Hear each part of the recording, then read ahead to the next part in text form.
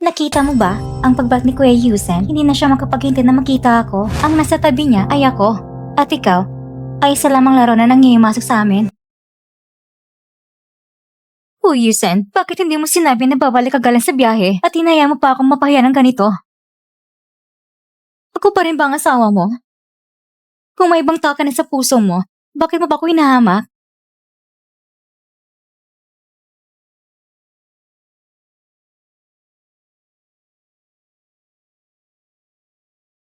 Ate, uminom si Mr. Hu ng alak. Puntahan mo na siya at umuwi na. Sinasabi ko sa'yo, maraming magagandang babae sa lugar. Kaya magmadali ka na. Bantayan mo si Mr. Hu. Pagkatapos na makipagkalat sa ibang babae, kailangan ko pa siyang sunduin? Sige, naiintindihan ko.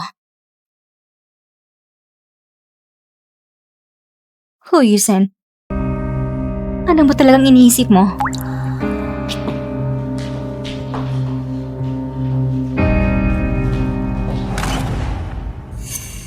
Hua Xiao, dati kitang inanyahan pero hindi ka sumasama. Buti na lang bumalik si Nancy. Kaya nakita ka ng mga kaibigan mo. Huwag mo namang sabihin ng ganyan. Kakabalak na ni Kuya Yusen galing sa biyahe. Kakabalik lang sa biyahe at nakipagkita ka kagad kay Nancy. Kaya mukhang mahalaga pa rin si Nancy sa puso mo. Napakagaling yung tingnan. Ang dami mong sinasabi.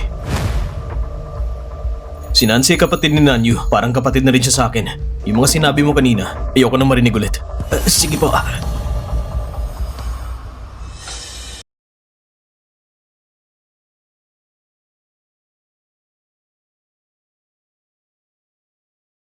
Mag-ingat ka.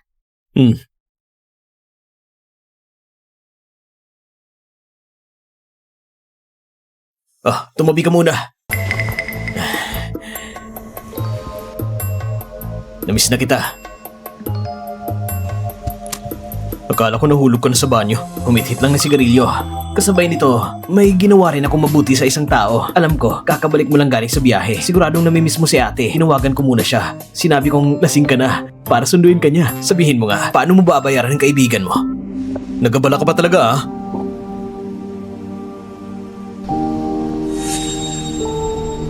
Si Mizo, hindi niya ba alam na bumalik ka na? Matagal kang nasa biyahe. Wala ba siyang pakialam kahit kaunti?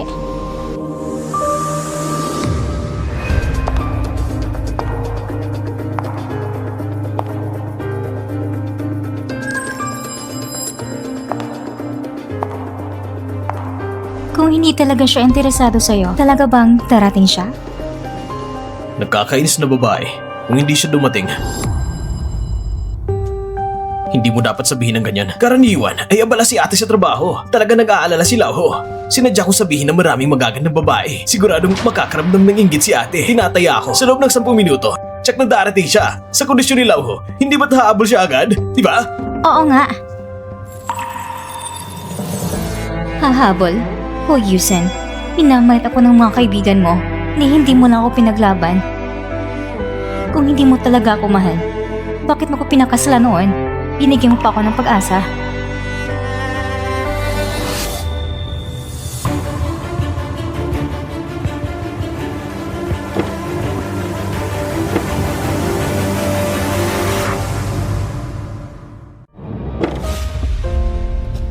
Mga Gino't Ginang, tinatanong po ng manager, may kailangan pa ba kayo?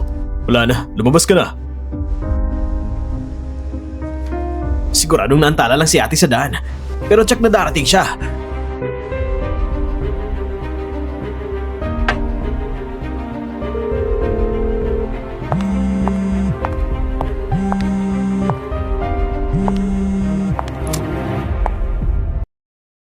Hello? Bakit hindi mo ko sinundo? May trabaho ko inasikaso. Yung maliit mong studio, ano bang pinagkakaabalahan mo? Nung unang kaarawan, bilang asawa mo, niyang pinaka-basic na tungkulin mo na alagaan ng asawa mo, hindi mo pa nagawa. Kung ganito, makipag-diborsyo ka na lang. Sa wakas, nasabi mo na sa salitang diborsyo. Ang ibig kong sabihin, Sige. anong sabi mo? Ang sabi ko, pumapayag ko sa diborsyo. Yusen, total maiba ka na. Pagbibigyan na kita.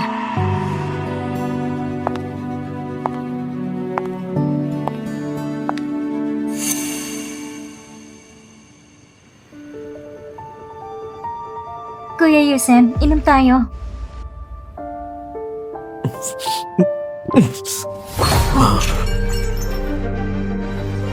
Huwag naman ganun, bro. Siguradong darating si ate. Kuya Yusen, aalis ka na? Sasamahan kita. Hindi na kailangan. Kuya Yusen, sa akin ka lang dapat.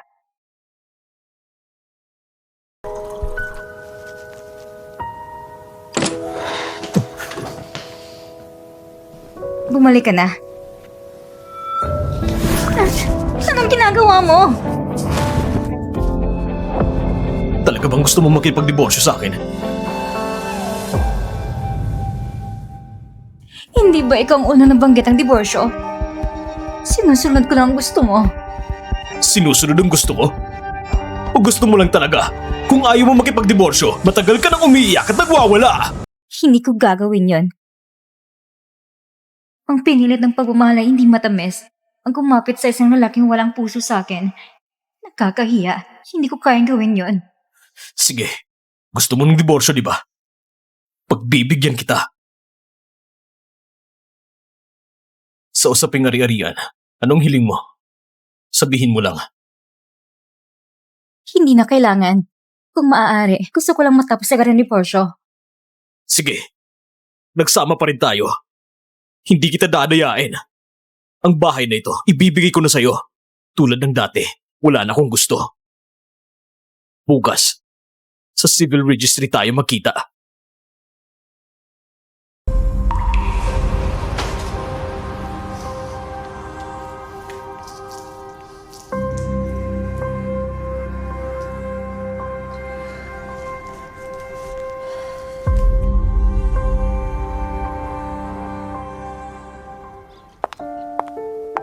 Tatlong taong relasyon. Ang dala-dala lang ito natapos. Ganun na lang aalis ka na. Sigurado ka na ba? Wala ka ng ibang hihilingin pa? Bakit? Natatakot ka ba na ako'y kakapit sa'yo? Huwag kang mag-alala, hindi ko gagawin yon at taos puso kong pinapangarap na matagpuan mong tunay na pag-ibig. Ikaw,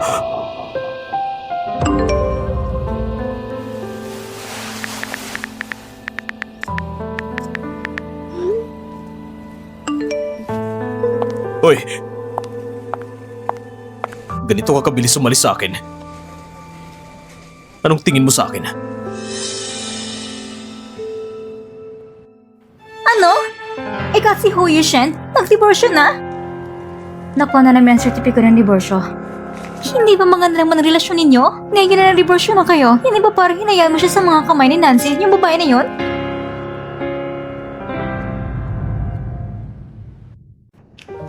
Hindi niya ako mahal. Ano pa bang sesen na makipagtagpo pa ako sa kanya? Sa nagkalipas na 3 taon, hindi ba't maayos naman ang samahan ninyo?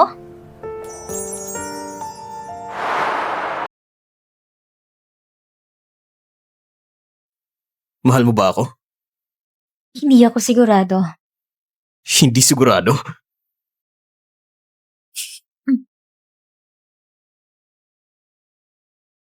Sabihin mong mahal mo ako. Mahal kita. Mahal na mahal.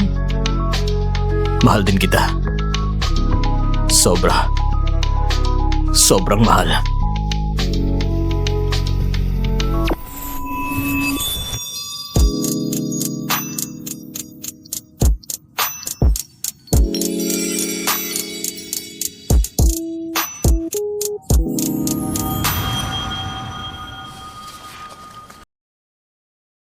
Dahil hindi mahal, kaya maayos ang relasyon. Akala ko mahal niya ako. Pero ngayon napagtanto ko, ang meron lang kami ay sex. Walang pagmamahal. Dapat noon pinayuhan na kita huwag madali sa kasal. Ay, anong gagawin mo ngayon? Walang sino man hindi mabubuhat kahit hiwalay sa isa't isa. Gawin ko na lang kung ano ang dapat gawin. Tama, Wanwan. May kaibigan ka ba na broker sa real estate? Pwede mo ba akong tulungan na ibenta ang bahay? Bukas, pupunta na ako para kunin ng gamit. Sige. Diborsyo na rin kami. Yung bahay na puno ng aming mga alaala ni Huyusen. Wala nang sese na itago pa.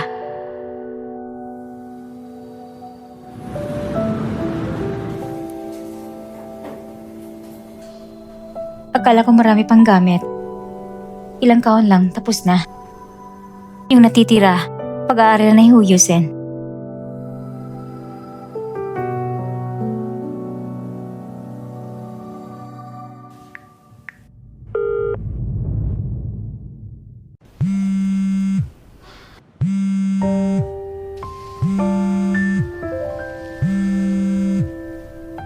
Hello? May kailangan ka ba? Gusto kong ibentang bahay sa Yuyuan. Nakuha ko ng mga gamit. Pumunta ka na lang kapag may oras ka. Ang sabi mo dati, gusto mo naman ng paligid ng bahay. Ngayon ayaw ko na. Ayaw mo ba sa bahay o ayaw mo sa akin? Anong pinagkaiba nun? Yung bahay natin bilang mag-asawa, punong-puno ng alaala natin. Ganito mo na lang kabilis gustong itapon ng lahat.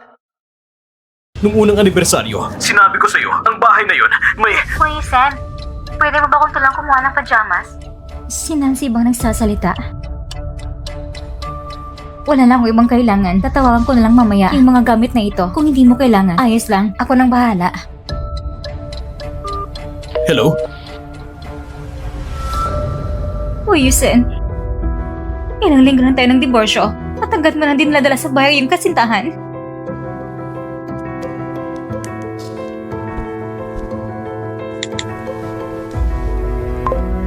Ito bang property management? Hindi ba hinatid ka na ni Shenwai pa uwi? Sinabi ni tita na manatila ko dito ngayong gabi. Kuya Yusen, gusto ko sanang maligo pero tinitingnan kong guest room. Wala namang pajamas. Sabi ni tita, kung may kailangan ako, hanapin daw kita. Para sa ganitong maliit na bagay, si Aling Wang na lang maghahanap para sa'yo. Kuya Yusen, May trabaho pa ako. Kung wala ka ng kailangan, bumalik ka na agad sa kwarto mo. sige. Matulog ka ng maaga.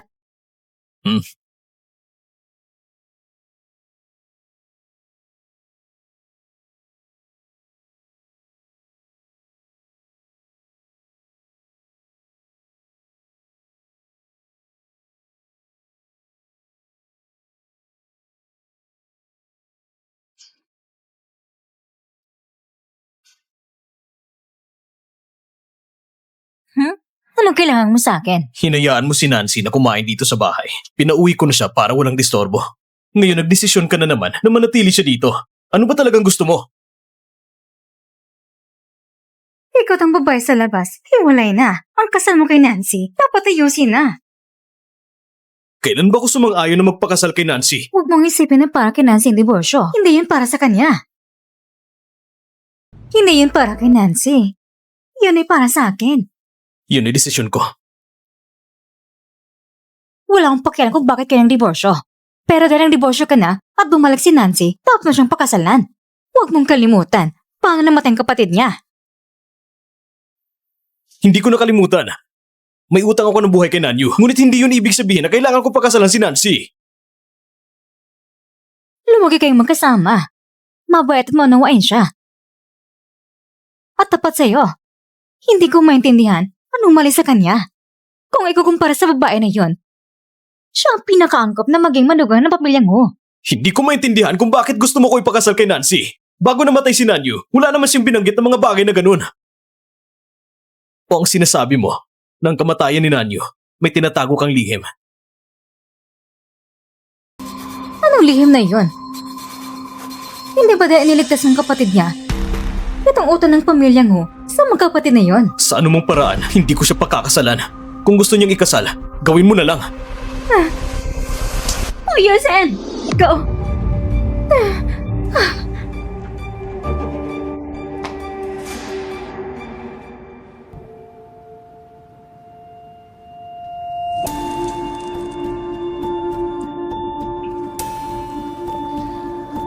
Mr. Hu, matapos suriin, yung bahay sa Yuan-Yuan nakalagay na sa internet at ibinibenta na. Yung mga gamit mo, lahat itinapon na sa basurahan. Ang hinala ko, baka si Miss Zhou ang nagutos. Ang tindi ng puso mo. Kontakin mo ang broker. Bibiling ko ang bahay na yon. Opo, Sandali. Ako na mismo ang pupunta. Kakadiborsyo mo lang kay Miss Zu. Kung hindi mo kayang bitawan, maaari mo pa siyang habulin. Sa tingin ko naman, mabait naman siya. Gawin mo nang kailangan mong gawin.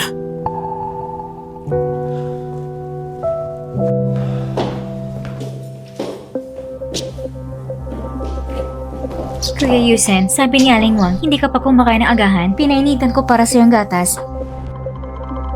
Ilagay mo lang dun.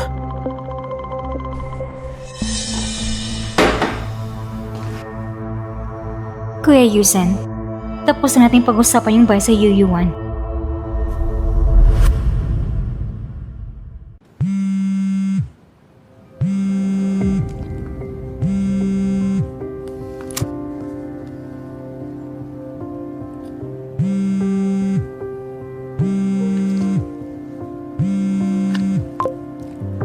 Ano na naman bang balak mo ngayon, Miss Nan? Narinig ko, ibebenta mo yung bahay sa Yuyuan. Yung bahay na yon, gustong gusto ko. Ibenta mo na sa akin. Pasensya na, hindi ko ibebenta. Bakit? Divorce na kayo ni Hu Yusen. Gagamitin mo pa ba ang bahay para maglaro ng larong paulit-ulit? Yung puso mong marumi, lahat ng tingin mo marumi. Huwag kang mag-alala, divorce na kami. Kaya hindi ako makikialam sa kanya.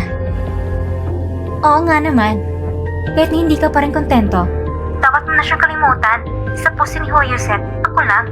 At yung magiging manawang ni tita, ako lang din. Eh, congrats sa'yo. Pero yung bahay na yun, kahit kanina ko ibenta, wag lang sa'yo.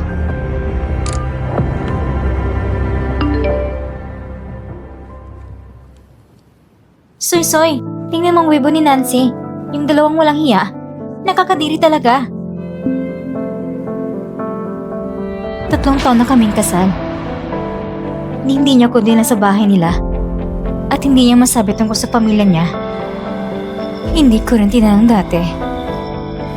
Eh, hindi pala ako karapat-dapat. Tumawang kaibigan ko, sabi bukas may buyer na gusto magpakita ng bahay. Sakto, libre ako bukas. Kaysa samahan kita.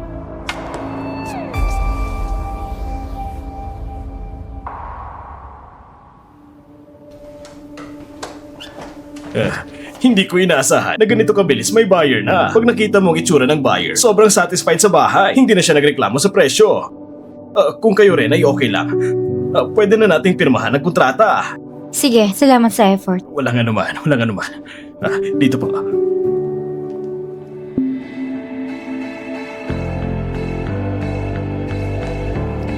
Kuya Yusen? Bakit ikaw? Bakit hindi ako? Ano ba talagang gusto mo? Anong gusto kong gawin? Bibili ka ng bahay na ito? Bakit? Walang dahilan.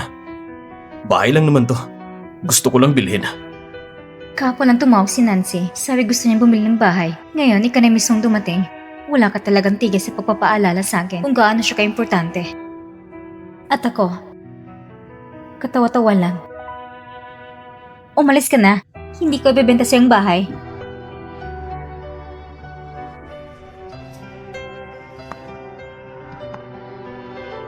Gusto mong ibenta ang bahay, pero ayaw mong ibenta sa akin. Sinasadya mo ba? Kahit sino pwedeng bumili ng bahay na ito. Maliban sa'yo, hindi pwede. Hindi mo kayang kontrolin. Pwede kong ibigay ang bahay sa'yo. Pwede ko rin itong bawiin.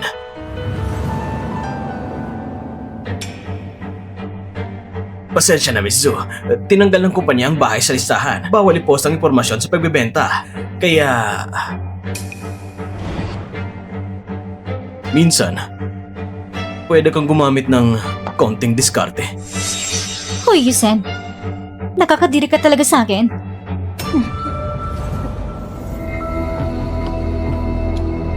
Soy. Anong nangyari sa'yo? Gaano ka nang katagal hindi dinalaw?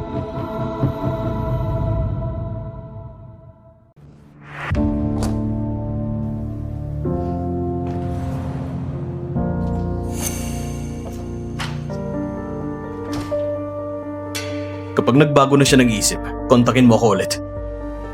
Sige.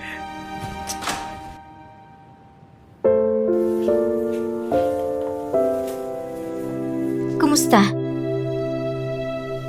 Buntis ka nga pala. Ano naman ang balak mo sa bata? Gusto ko siya. Si Huyusen, ayaw niya ng bata.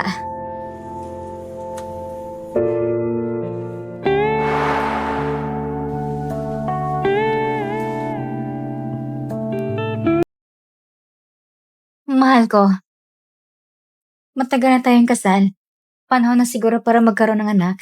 Total, matagal ko na rin pangarap na maging ina, hindi ba? Hindi ko gusto ang bata. Huwag na natin pag-usapan ng anak. Dalawa lang tayo, okay? Kung malalaman niya na buntis ako, baka pilitin niya kung ipalaglag ang bata. Pero siya nga ang ama. Narinig ko, malakas ang background ng pamilyang Hu. Kung malalaman nila, baka may magagawa pa sila para tulungan ka. Bahala na, hiwalay na kami. Pagbutihan ko na lang. Ito ang anak ko. Wala siyang kinalaman. At sa akin din, ako bilang ninang, tutulungan kitang alagaan siya. Okay pang studio ko ngayon. Kahit ko naman buhay ng sarili ko at ang bata.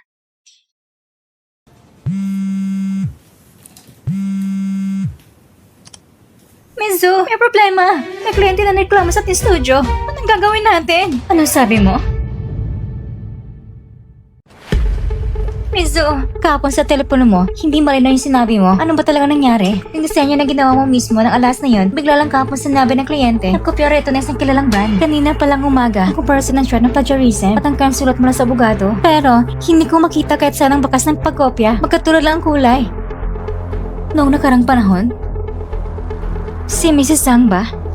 Narinig ko, malakas ang background ng asawa ni Mrs. Zhang at ang pinsan niya, yung kilala influencer at celebrity, si Nancy. Miso, nainis natin siya. Pero anong gagawin natin? Nakatanggap na ako na ilang tawag para sa demands. Nancy? Magtrabaho ka muna. Akong bahala rito. Sige.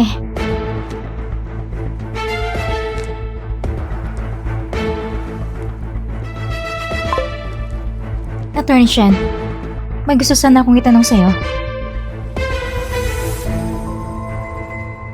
Kung magkakaso tayo, una lang ba talagang chance manalo? Meron. Pero kung ikukonsidera mo ang oras at resources, kahit manalo ka sa dulo, walang pakinabang sa'yo. Lalo na sa lakas at background ni Mrs. Zhang, hindi mo siya kayang labanan sa maliit mong studio. Kaya ang payo ko, mas mabuting makipag-ayos. Naintindihan ko. Salamat. Miss Zhu, ano nangyari sa'yo? Miss Zhu, Ayos lang ako. ihati na kita pabalik. Su, ang bilis mo naman. Kakadiborsyo lang natin. May hinanap ka na. Hindi na, Attorney Shen. Hindi na kailangan. Sige, kung may mangyari, kontakin mo lang ako. Aalis na ako. Opo.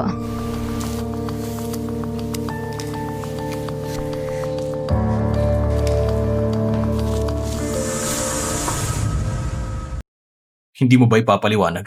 Ano ipapaliwanag ko? Kakadiborsyo lang natin. At ganito kabilis may bago ka na.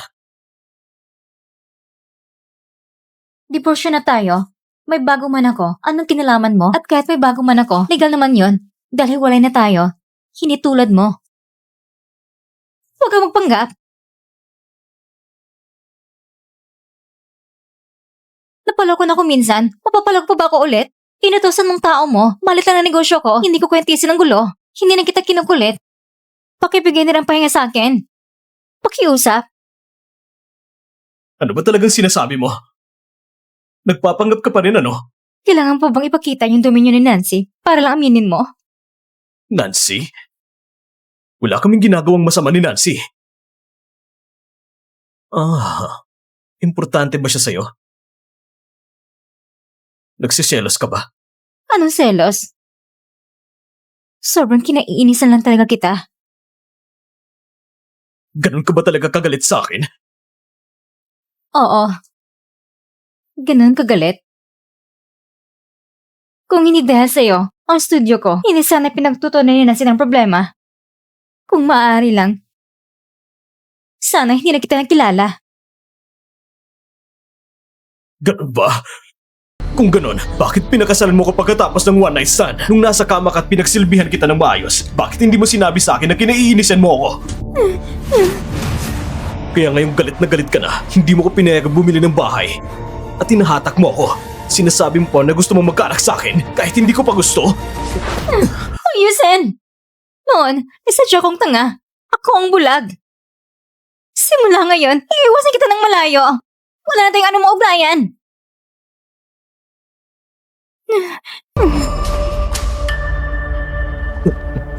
Susul! Susul!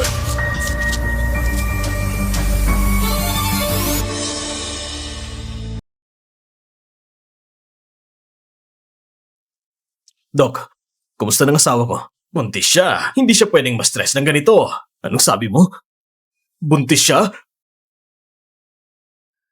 Ang asawa mo, buntis siya ng 1 buwan, pero hindi magandang kalagayan ng embryo, kaya wag mo nang palalain ang stress niya.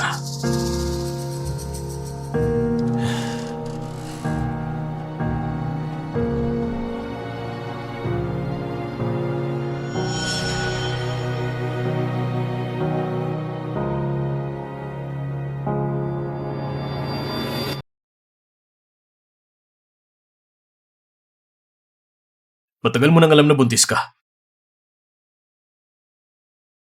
Bakit hindi mo man lang sinabi sa akin? Hiwalay na tayo. Pero ang nasa tiyan mo ay sa akin pa rin.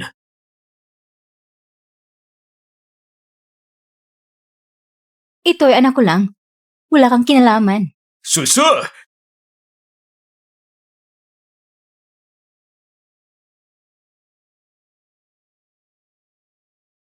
Hindi pwede ang bata. Ilaglag mo siya. Hoy, Yusen! Tao ka pa ba? Paano mo nasabi ngayon ang bagay? Para lang sa kabutihan mo yon. Tumahimik ka! Ayaw kong marinig! Lumabas ka! Lumabas ka na ngayon! Suy-suy. Sinasabi ko sa'yo, lumabas ka! Anong gulong ito?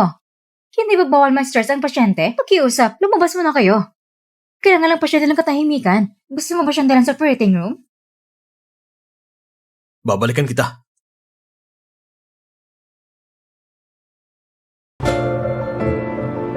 Oh, Yusen. Matagal ko nang alam, hindi mo gustong batang ito. Pero hindi ko inakala na kaya mong maging ganito kasama.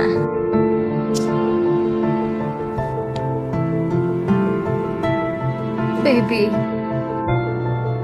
hindi ka man ang papa mo. Hindi natin siya kailangan, hindi ba?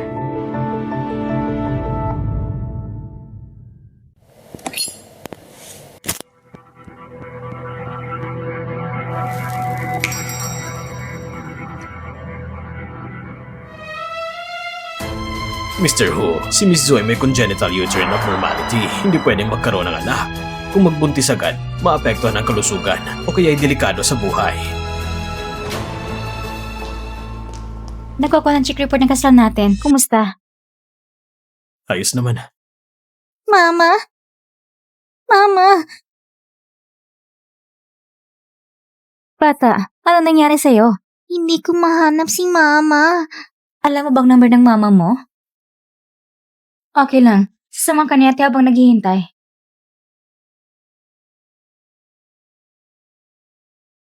Shaba, nandito ka pala. Hinahanap ka rin mama ng matagal.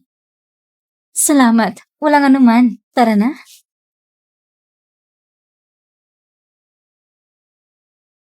Buti na lang hindi nawala. Pinakagusto ko talagang mga bata. Ang cute nila. Kapag nagkaroon tayo ng anak, huwag kang maging pabaya. Opo. Uwi na tayo? Mm-hmm.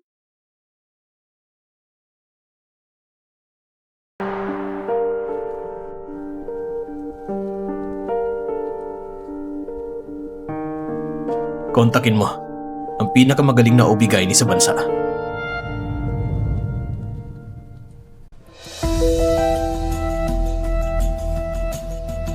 Nasaan ang pasyente dito? Nakatanggap siya ng tawag kaninang umaga at nang mamadaling umalis.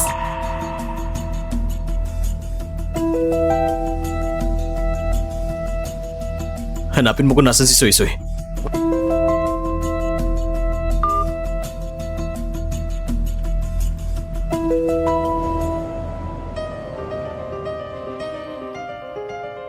Miso!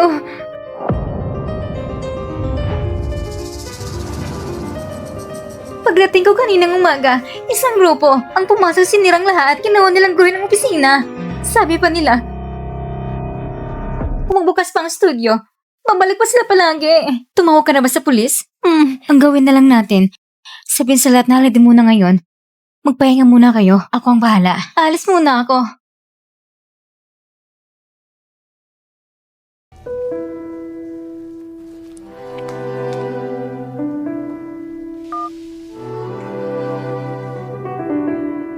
Si Miss Zhang tayo ba ito? Shazu, anong kailangan mo sa akin? Mrs. Zhang, tungkol sa plagiarism issue, pasensya na kung nagkaroon ka ng hindi magandang karanasan. Ang bayad mo, ibabalik ko ng buo. Kung may iba ka pang hiling, gagawin ko lahat para matupad. Pwede ba yun? Shazu, matalino ka naman. Alam mo kung anong gusto ko. Dapat alam mo na, hindi na ako natatakot sabihin. Si Nancy ay pinsan ko. Gusto ko lang siyang gawa ng paraan. Bata ka pa. Bagong tayo ang kumpanya mo. May mga bagay. Kung kailangan yumuko ka. Oo nga. Tama. Bata ka pa talentado. Sa totoo lang, pwede ka namang pumili ng maayos. Bakit kailangan? Ganito na lang. Sakto naman, kakain ako kasamang pinsan kong babae. Pumunta ka at humingi ng tao sa kanya ng personal. Ang bagay na ito ay para na rin tapos na. Sige, maraming salamat, Mrs. Zhang.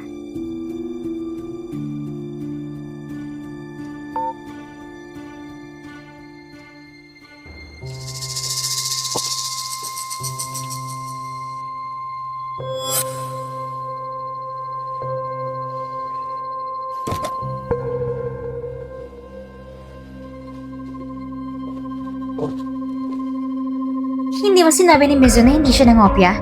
Paano na? Bakit kayo nandito ka? Talagang hindi ako nangopya. Pero, para sa mga sinabi ko nung kay Miss Nancy, humingi ako ng paumanhin. Aking pagkukulang ng kapagpasama sa inyo. Kung maaari kayong magpatawad sa akin at sa studio ko. Ako, maaari kong ibenta ng apartment sa Yuyuan kung gusto ninyo. Si Kuya Yusen, hindi mo na ba siya hahanapin? Nag-divorce na kami at wala na anong umayon sa hinahanap, hindi ko siya hahanapin. Ganyan na lang, parang kulang sa sinseridad.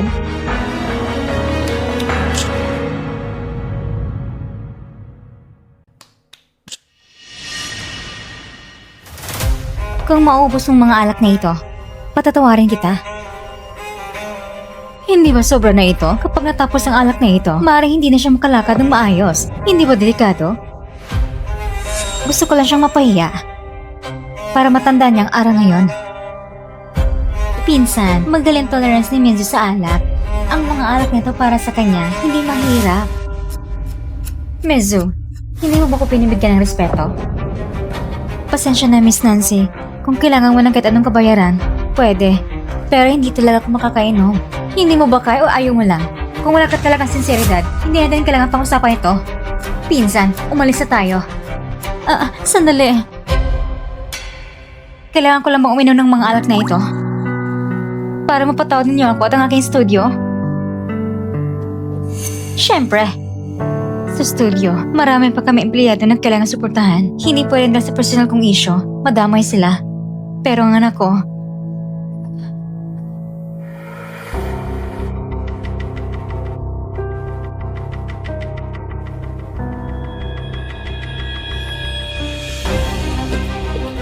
Kuya Yesen? Kuya Yesen?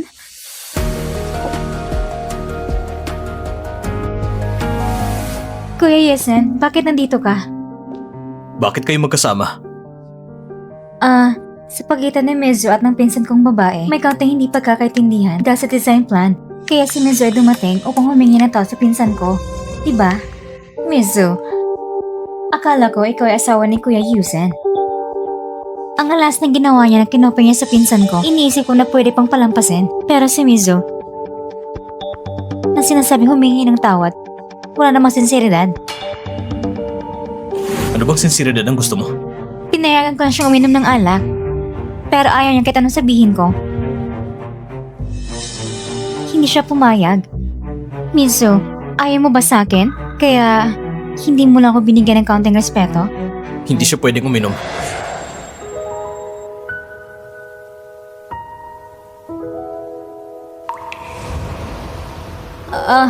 Ganun pala. Hindi lang ka na uminom ng alak.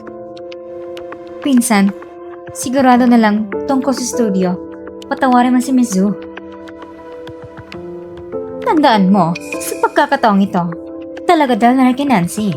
Hindi ko papansin ang insidente ngayon, ngunit Mizu. Sana huwag mo nang kalimutan ang pangako mo sa akin. Maraming salamat sa pag-unawa, Miss Zhang. Aalis na muna ako.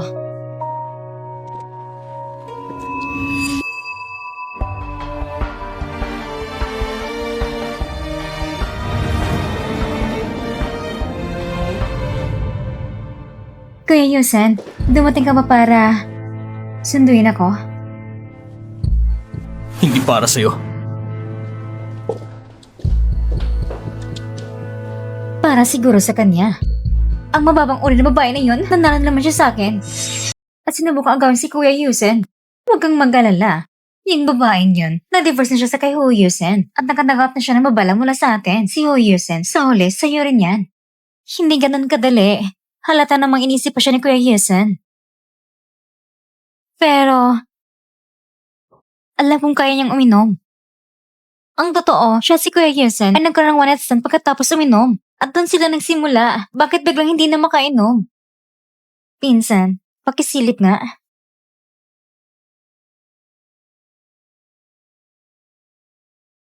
Mahinanap ka ba sa akin, Mr. Ho? Kanina, pinahirapan ka ni Nancy. Hindi mo ba nakita, Mr. Ho? Bakit mo pa tinatanong? Para kay Nancy. Patawad. Humingi ka ng tawad sa ngalan niya? Ho, Yusen. Sobrang pinapaboran mo siya. Sige, tinatanggap ko ng paghingi mo ng tawad. Kung wala lang iba, aalis na ako. Sandali. Naghanap na ako ng pinakamagaling na gynecologist sa bansa. Hindi makakasama sa katawan mong operasyon sa anumang paraan. Ang bata, ipalaglag mo na.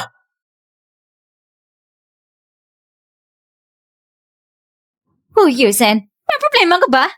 Hindi mo ba nintindihan sinasabi ko? Ang anak ko, sa akin lang. Wala kang kinalaman. Ano bang karapatan mo sa desisyon ng buhay niya? Pakinggan mo muna ako. Uulitin ko, hindi ko pwede ipalaglag ang bata. Huwag mong isipin na gagamitin kong bata laban sa'yo. Huwag kang magkalala. Babalik ako at gagawin kasulatan ng garantiya at hahanap ng ama para sa bata. Tinitiya ko, wala siyang kinalaman sa'yo. Anong ginagawa mo? Bitawan mo ako! Anak ko rin siya! Saan mo ba siya dadalhin para maghanap ng ama? Ang gusto mo lang magkaroon ng bata. Hindi ba mahalaga kung sino ang ama? Siyempre mahalaga.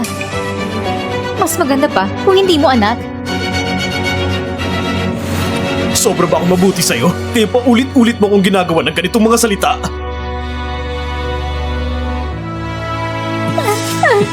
Tara na! Bitawan mo ako! Kahit pa paano, ang gusto mo ay hindi rin ang anak ko. Hindi ba mas maganda yon? Tara na!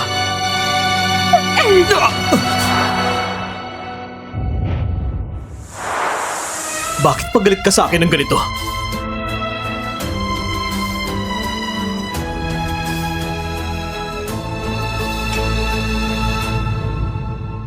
Bakit ba? Bakit pagalit ka sa akin ng ganito? Gusto mo mang lumaban, wala kang magagawa. Ang batang ito, hindi na mapapanatili.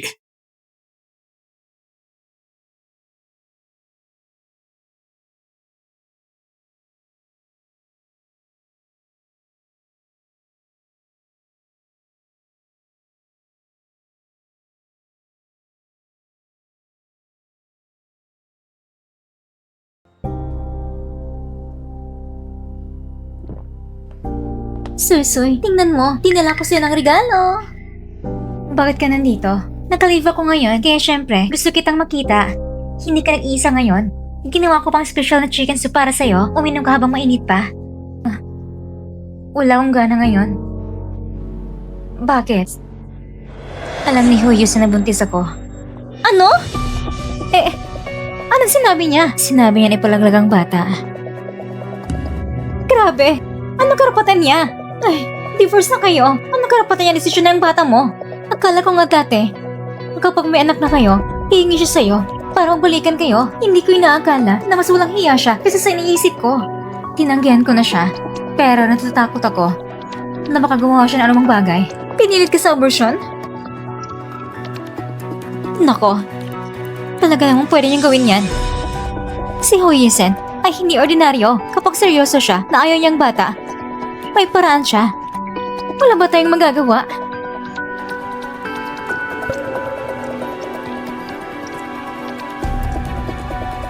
Sase, tumakas na lang tayo. Takas?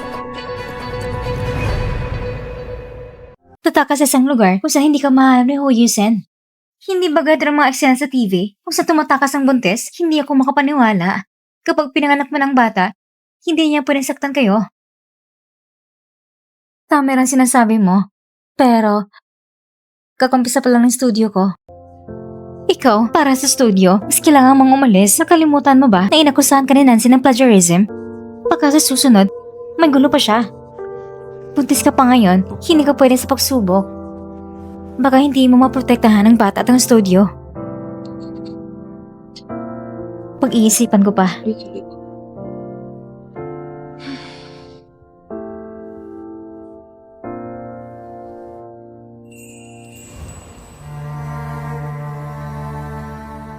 Hindi ko inaakala sa kisap mata, ikaw si Ho Yisen ay matagal ng kasal. Ay, sa totoo lang, talaga bang nakalimutan mo na si Shozang? Ano bang kailangan pang limutin? Maganda naman na mag-aral siya sa ibang bansa. Pero nang kakauwi pa lang niya mula sa abroad, kinausap mo lang si Ho Yisen at ikinasal ka na. Talaga bang hindi dahil nasaktan kasi wala niya ni Sujang? Sa totoo lang, nakalulungkot din. Kahit mabuti rin siya si Ho Yisen, ngunit palagi kong iniisip na kayo ni Sujang ay maayos sana. Nung isang taon, hindi na ako nagtataka kung bakit mo inaasahan ang sorpresa ko. Palagi mo kong inuuna sa trabaho. Ngunit ngayon, malinaw na. Ang minamahal mo ay hindi ako. Kahit matagal ko nang alam na hindi mo ko mahal. Bakit nasasaktan pa rin ang puso ko kapag tinitignan mo ko ng galit at pagkamungkahi? Talagang masakit pa rin.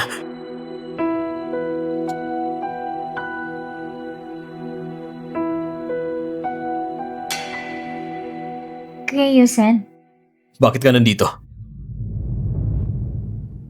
Bakit ka nandito? pumasok lang ako sa pintuan, kaya dinala ko ng oras para makita ka. Kuya Yusen, kahapon, hindi ko talaga sinasadya na pahirapan si Mizu. Hindi ko alam na hindi siya pwedeng uminom. Pero kahapon, pumunta ka sa restaurant para hanapin siya. Nagkaayos na ba kayo? Paano siya pwede makipag-ayos ng relasyon sa akin kung galit pa siya? Wala kang kinalaman dito. Huwag mo na siyang abalahin. Ang nangyari kahapon sa restaurant. Ayoko na maulit pa. Sige. Kuya Yusen, Kung wala nang iba, umalis ka na. May meeting pa ako. Wala akong oras sa'yo. sige, naintindihan ko. Susunod ako papunta sa'yo.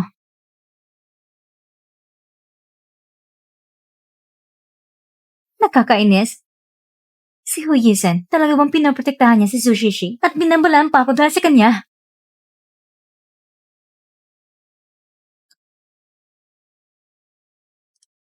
Hello? Yung gusto mong ipacheck, na-check ko na. Si Sushishi ay buntis. Ano?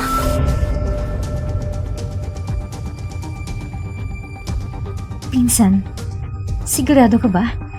Sigurado ako. Sinabi ito sa akin ng kaibigan ko sa ospital. Talagang walang duda. At siguradong, alam na rin ni Hu Yusen na buntis siya. Kaya pala si Kuya Yusen ay sobrang protekta sa kanya. Dahil siya ay buntis. Si Zushishi, nais gamitin ng bata para hawakan si Hu Yusen. Hindi ko hayang mangyari yon.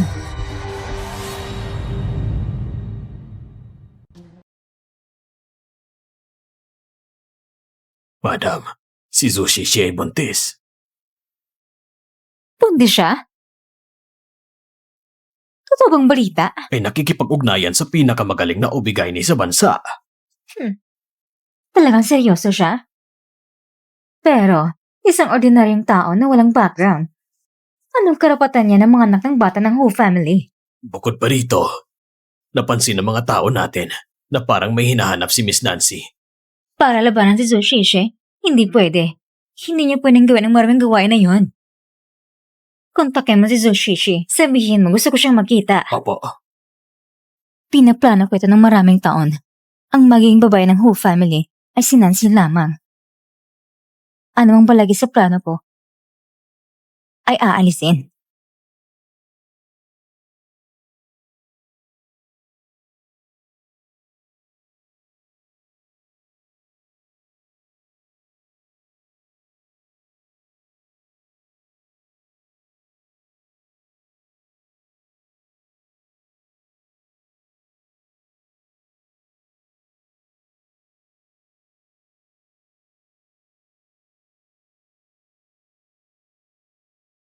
Kayo po bang ina ni Hu-Yusen, si Mrs. Hu?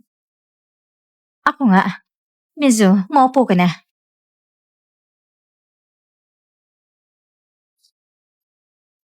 Gusto mo ba ng inumin? Hindi na po. Nakalimutan ko. Puntas ka pala. Hindi pwedeng caffeine. Mrs. Hu, may kailangan ka ba sa akin ngayon? Ano pong dahilan ng pagpunta ninyo? Mrs. Hu, bakit mo ko pinapatawag ngayon? Ano pong dahilan? Matagal na kang kasal ni Yusen. Dapat matagal na tayo nakita. Pero si Yusen ay ayaw kang dalhin sa akin. Ngayon nagkahiwalay na. Wala na rin tayong dahilan para magkita. Ngunit iko'y nabuntis. Bilang ina ni Yusen, sa damdamin at katwiran, dapat may gawin ako. Narito ang 10 milyon. Isang unang kompensasyon para sa'yo. Mrs. Su, hindi na kailangan. Pakinggan mo muna sasabihin ko. Hiwalay na kayo. Ang bata na ito, kahit ipanganak, hindi magiging masaya. Miss Su, bata ka pa. Mahaba pang daan sa'yo. May pagkakataon ka pang bumuo ng bagong pamilya at muling makasama ang iyong anak. Naintindihan mo bang ibig kong sabihin? Huh? Hu-Yusen, hindi mo napilitan akong mag-abort. Ngayon gusto mo pang ipadalang mama mo, hindi ba? Kung ngayon pa'y para sa bata po kayo pumunta, huwag po kayo mag-alala. Ito ay anak ko. Hindi ko siya gagamitin para abalan si Hu-Yusen at ang Hu family. Kung hindi po kayo naniniwala, pwede akong gumawa ng kasulatan. Mizu, napaka-prangka mo. Ikaw ay aking pinapahalagahan. Pero ang hinaharap ay hindi natin masabi. Dahil ayaw mo ipa-abort ang bata, maliban sa kasulatan, mahihilingin din ako sa'yo. Ano po yun?